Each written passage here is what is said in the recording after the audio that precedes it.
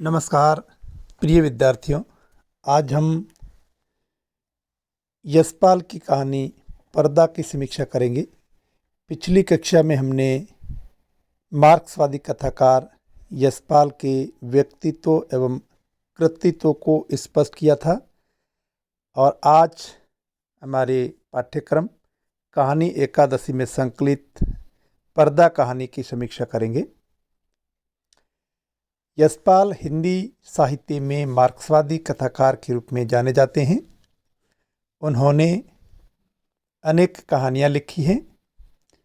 उनकी कहानी पर्दा निम्न मध्यम वर्गीय परिवार का चित्रण करती है, जिसका मुखिया घर की बेहद नाजुक आर्थिक स्थिति को छिपाकर झूठी शान और दिखावे के लिए घर के मुख्य द्वार पर पर्दा लगा कर रखता है।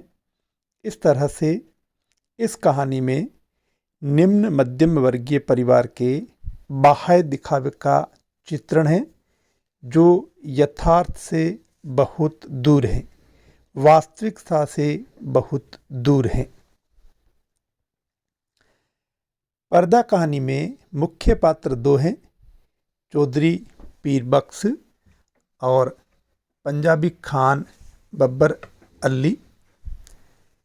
पीर बख्श अच्छे संपन्न परिवार से ताल्लुक़ रखते हैं, लेकिन वे स्वयं अधिक पढ़े लिखे नहीं हैं और एक सामान्य कारखाने में 12 रुपये मासिक वेतन पर काम करते हैं।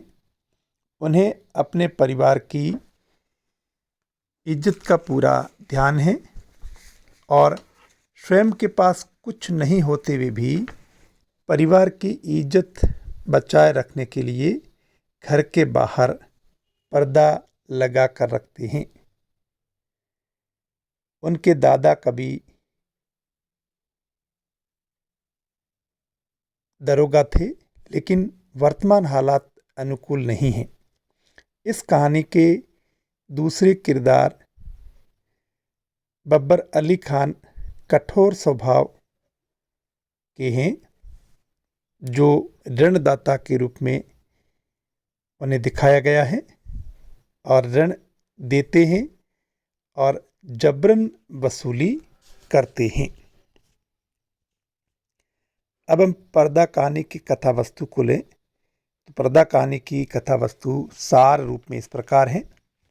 इस कहानी के नायक चौधरी पीर बख्श, जिनके दादा एक समय चुंगी महकमे में दरोगा थे,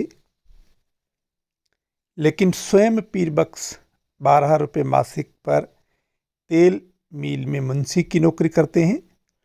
उनके दादा ने छोटा सा घर बना लिया था। सब कुछ ठीक था, लेकिन परिवार में वृद्धि हो जाने पर, परिवार के सदस्यों के बढ़ जाने पर पीर बख्श को 2 रुपये मासिक पर कच्ची बस्ती में सूरज पांडे से किराए का मकान लेना पड़ा। अपने दादा के परिवार की इज्जत मान मर्यादा को बनाए रखने के लिए व घर की आर्थिक कमजोरी बाहर प्रकट न हो, इन सब बातों का ध्यान रखते हुए पीर बख्श अपने मुख्य द्वार पर पर्दा लटकाए रखता है। एक बार अपने बच्चे के जन्म के समय पीर बख्श ने पंजाबी खान बब्बर अली से 4 रुपये उधार लिए, जो लोगों को ऋण देता है लेकिन जबरन वसूली भी करता है। पीर बख्श उसकी किस्तें चुकाते हैं, लेकिन 7 किस्तों के बाद वे आखिरी किस्त 8वीं किस्त नहीं दे पाए, तो बब्बर अली खान ने घर के आगे लगा पर्दा उतार दिया, जिससे पीर बख्श के परिवार की असलियत सामने आ गई। यानी जो अंदर था वो बाहर आ गया और जिस भावना से पर्दा लगा था, अब वह भावना मर चुकी थी, क्योंकि जो था वह सब कुछ सामने था।